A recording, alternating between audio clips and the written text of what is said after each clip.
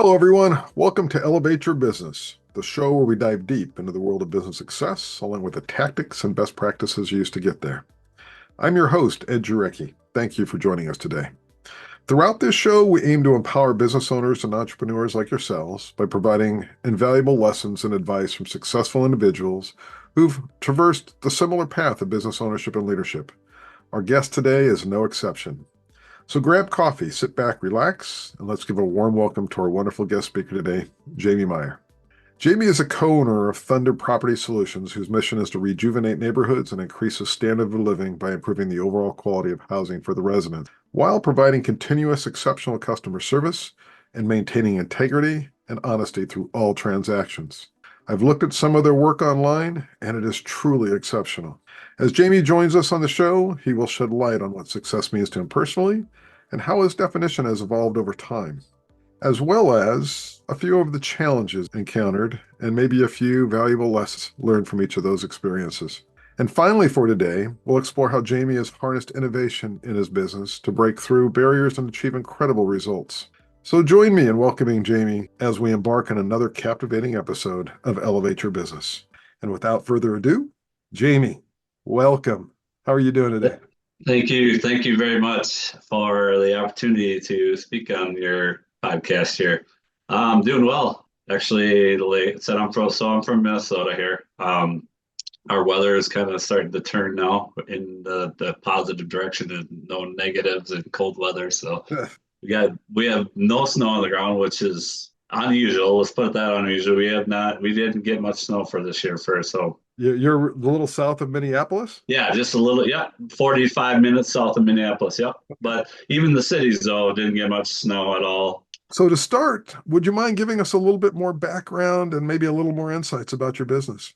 Yeah, so I started in the real estate world just before COVID, just right before COVID. I signed up for a program called Fortune Builders, basically from A to Z, teaching you how to houses to wholesaling to, like I said, A to Z to real estate. You said obviously you can go different avenues, right? I went to the flipping side of things. Normally, their coaching is in where you go to different areas and you go live on training. Now when COVID hit, well, that went to then a lot of Zoom calls. It wasn't a lot of live training, which it was okay at some months, but it was also nice to have that, to be able to go to places and look at things and stuff like that. So that kind of affected that part. But as in COVID, obviously, everybody had to stay home. So that wasn't a bad thing either. So we got to watch a lot of videos, stuff like that, training a little bit more, on kind of like I said, it was a pluses and minuses about the whole deal. And then that summer, we got our first house and we started flipping that first house. Was a great opportunity that came along from a realtor. I was just on the market, made connections with realtors, and got this one under contract. And it was an older couple. Father passed away. The mom and then mom and the kids. And then, like I said, they sold it to us, and we turned it into a really nice place for the next owner. I've done that business myself. I love that business. Have you enjoyed some real growth and success since you started that journey? Oh yeah. I mean, then we went from that to, which was another kind of, so then when we put that house on the market, so basically kitty corner, there was another older couple. We didn't know at the time, but there was an older couple. The father passed away 5 years ago, and then the mom passed away during COVID. So then there was two daughters and a son that had the house. Well, they actually came down and walked through our house when we put it on the market there. They came and actually walked through it, and were pretty amazed on outcome of what it looked like. And so they ended up reaching out to us and asked us if we'd be interested in their house. And so we said, yeah, we'll come and look at it. And we did. And we made them an offer and they accepted it. And we turned around and then we did their house, which was pretty neat about that story, because we actually, during the whole renovation, the two daughters lived in nearby, but the son lived in Kansas. So he didn't get to see it, or very often, but he didn't get to see the final product. They actually videoed it, or he got to see it that way, because the girls, they'd stop by every once in a while and walk through and just see how it all came along. they were in tears at some points. It was like I said, it was a That is pretty really cool. interesting story. I'll tell you what, when I was in that business, my whole entire team had so much pride in the work that we did. And we would also walk the previous business owners, the previous homeowners through those homes. And they were all elated, every one of them. It was just a great feeling. And then, of course, being able to sell them, we always, we had similar philosophy. We really wanted the homeowners to enjoy these homes, to be able to Yep. live in something. Homes are never maintenance free, but No. we didn't want them to have to walk in and go spend a bunch of dollars and cents on things. So we spent the time to find, quality economical solutions to solve those. We've replaced roofs, et cetera. So I love it, and I love that journey, that passion. What started you down that path? What got you to move into this So business? I've actually been around real estate all my life, pretty much. I my 9 to 5 job for almost 20 years was surveying.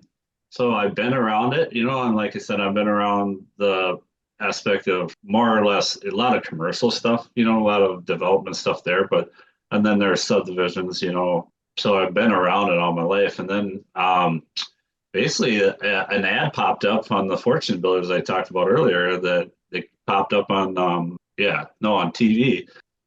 That looks interesting. So yeah, I went to that. Basically, that was like a 2 hour thing, spiel, then it went from 2 hours to a 3 day thing, and then they narrowed it down. Anybody could sign up at that time, but then they narrowed it down to like, I think it was 10 candidates. No, it was 20, sorry, 20 candidates at that time that they ciphered through everybody that did sign up and then narrowed it down to 20. And me and my business partner were out of the 20. So that was pretty neat. And like I said, then started rolling with that. It was, like I said, it's great. Outstanding. So are you the co-owner of your business or okay?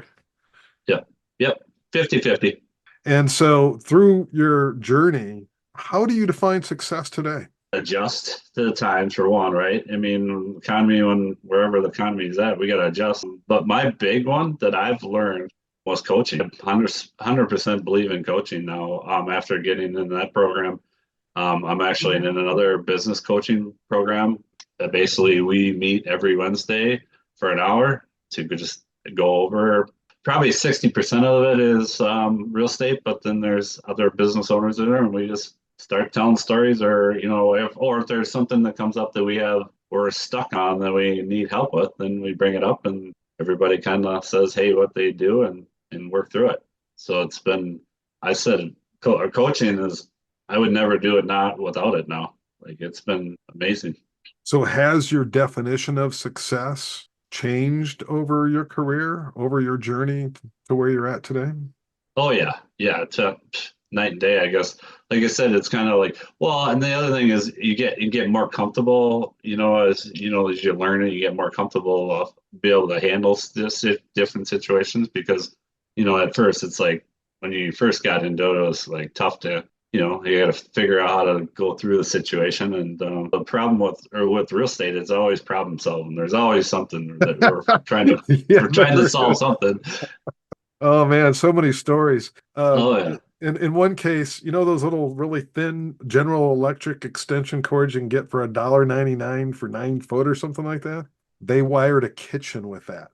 Oh, ooh, that doesn't sound good at all.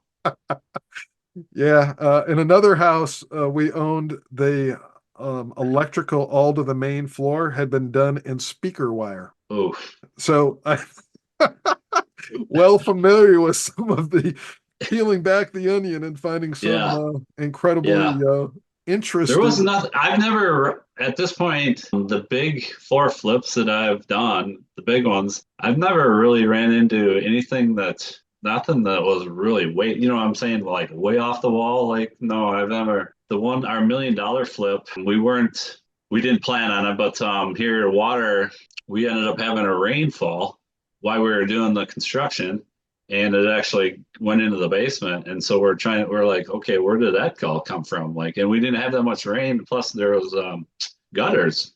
So we're like, well, some of it came from the runoff. But the thing is, we found out that, obviously there's leaking coming on. So then we put drain tile in to help that situation, which like you said, we weren't, that was the only one, that big one that we didn't have planned. And it wasn't, I guess, a really big one. It ended up being like 5 grand. It's still a surprise. There's no doubt. We Yeah. had one of those Yeah. too, right? Everything was Yeah. done, everything was working well. All of a sudden, the rain comes and the basement we had just pretty much completed flooded, and it was similar. We needed drain tile around the back and the side of the house. So, yeah, those things definitely occur. And so, when you think about your definition of success, say 20 years ago to today, how has it changed? Learning. I mean, this, as we're going along, we're learning different things, and to learn to be better at whatever it is. Like I said, I guess that would be the big one, is just adjusting as we go. And So through your journey, do you have a challenge or two that you can kind of share? What is that largest challenge that you've encountered relative to getting your business off the ground? well, there's two. I would say there's two, and you probably agree. Other one is contractors. Contractors are, let's say, a pain in the butt some days. Like sometimes they don't want to show up, they don't do all their work, so you're trying to get them all back and get them back there to finish up their work, and then it's just kind of like la la la. Like they don't understand though. You want to try to keep things on a schedule to keep things moving, so you can get it done and move on. And so that's a big one, was the contractors. And then the other one is, I would say, raising private money. I've came a long ways. Let's say I've came a long ways. That very first one when we talked about, I actually, it was a family member that invested 30K, and then as we went along the journey, I ended up, the biggest one I've had was 300K that I raised for the opportunity. But those two, I would say, the biggest challenges throughout my journey. Outstanding. So any lessons you would give from those experiences that you pass along Um, to our yeah, audience? basically, well, contractors, I don't know.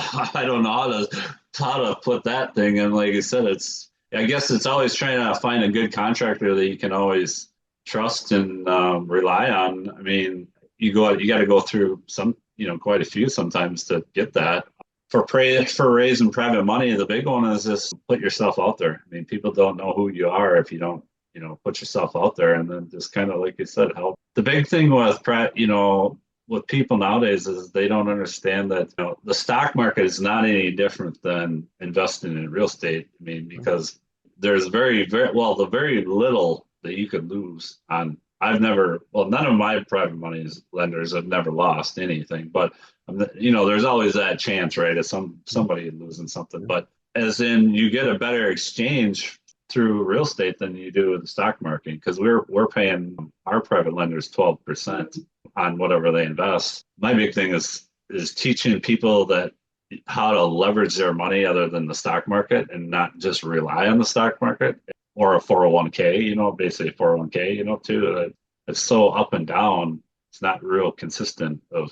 So what are your thoughts relative to kind of the cycling of real estate? Because it's all cyclical, right? Great Recession was a deep cycle, but there's also, I mean, they've been calling for another bubble burst. And I don't know if it'll happen in the residential arena, although I've got a couple of thoughts there. But I do think that the commercial real estate arena is got some real risks over the next couple of years. Any thoughts as to how you traverse the challenges of that cycle?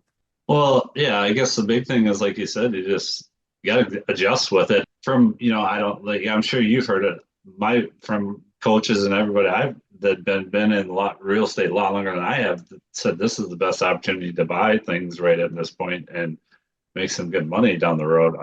I'm believing them at this point. Like, you know what I'm saying? Like, I don't know what else, because I've never been in the situation. So I'm believing them. I'm kind of switching to the commercial side of things. I think there's opportunity there. Like I said, commercials, a little different animal, but I think I'm leaning more to that. I actually hired a coach to teach me multifamily stuff, so I can kind of get diverse of not just single family, but get into some multifamily stuff, more passive, a lot of it's more passive income coming in. And so flipping is up and down. Like you said, you sell and then get back into another one. And like I said, up and down. Right. So you're looking at commercial real estate as more of a steady income, leasing the Yeah. real estate. There's and I mean, and too, like tell anybody, I'm like, the thing with commercial and a multifamily deal, I mean, one deal could really could set you for life. I mean, really, if it was big enough, if it's big enough, you can live off whatever, say 100,000 a year or whatever on the passive side of things, you know. Yeah, and actually, I've watched that happen a couple of times. I've got a dear friend that's in that business and manages it as well. And there's really two sides to the win. If you can get in and lock in the right lease and keep the percentage lease up 80, 90%, wherever it needs Yep. to be, you make that money and you can trickle money into, whatever investment accounts, other investment accounts or reinvestment accounts. But then the other side of it is the valuation of the property and its increase over time. And that's the way, I did it early on. And that's the way one of my dear friends and who's been very successful at it does it as well. It's a double Yeah. win. And the big Yeah. payout is when you go sell that real estate 5 or 10 years down the road after, whether it's a small cycle or a big cycle, buy it right, let it cycle, let it come up, and you've Well, gained all that's the, yeah, right. And that's the big one with multifamily. Like you said, it 3 years, 3 to 5 years down the road, you would say you buy it at a million, 3 years, 5 years down the road, it's worth 5 million. You just made, like you said, you made all that money by, selling it.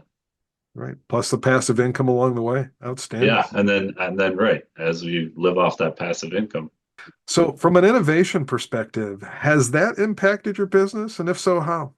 So, Oh, I go mean, ahead. yeah, I guess the big one is, like you said, that I mean, we have to keep up with technology, otherwise we're gonna get thrown in the dirt as far as I'm doing. Like I kind of adjusted with AI. I've started using AI quite a bit as, my thing is I've used it a lot for making posts of that when I post on social media, I'll just type in, hey, what do you think, whatever, and then it spits out things, and I'm like, I'll just maybe, I'll copy some of it, but then I'll add my stuff into it as.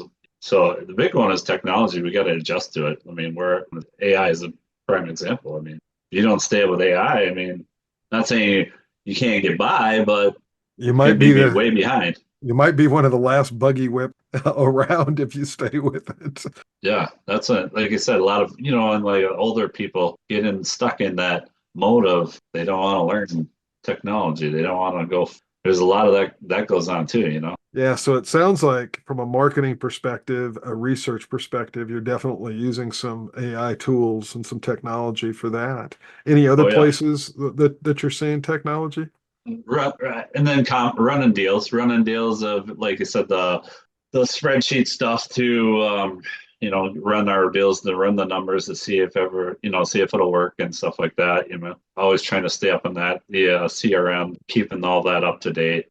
From a real estate construction perspective, I know that there's affordable housing is a huge deal, and I think this housing gap is really driving some incredible innovation. Matter of fact, if I'm not mistaken, Minneapolis has at least a couple of composite manufacturers where they're building components, walls, floors, roofs, joists, and they're made out of different materials, but by building wall components, they're fully insulated, they're fully framed, they're pre-channeled for the plumbing, for the wiring, etc.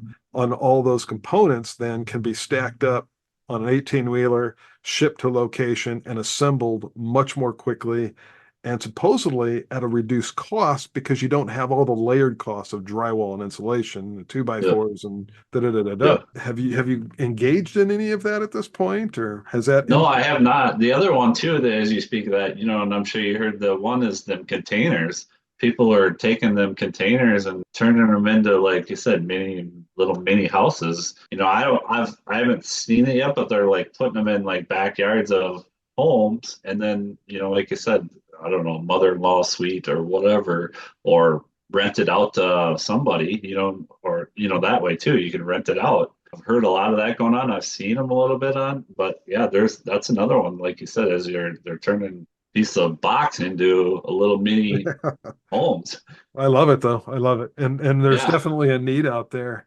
I was watching something, I think it was even yesterday, and they were talking about food prices being the largest percentage of income in history. And of course, I think it was the Kellogg CEO or something made some flippant comment, well, people should eat cornflakes for dinner. So there's definitely a, yeah. Cornflakes. Yeah. I didn't have a favorable thought from that No, commentary, but no, but I see that there's a definite need and there's a huge opportunity to provide some of those types of solutions for that group. And part of that is those modular materials. So really, and from that perspective, it doesn't matter which price range of home you're dealing with. It just offers some incredible opportunity to save money and improve the quality at the same time. yeah, yeah, exactly. And like I said, well, that's the thing. It's unreal from like you and I, like we said, going from our younger when eggs were 50 cents to now $3 for 12 eggs. It's just like it's and a gallon of milk is unreal. Like it's just mind-boggling. Yeah, the how much it's gone up. And Beef is another one that just absolutely boggles my mind on what oh a yeah, pound of hamburger costs anymore. Absolutely yeah. incredible. Any advice you would give to our audience relative to innovation and technology? The big thing is just stay up on it. And like I said before, coaching. And you can, like you said, coaching can come from the gym, getting healthier at the gym.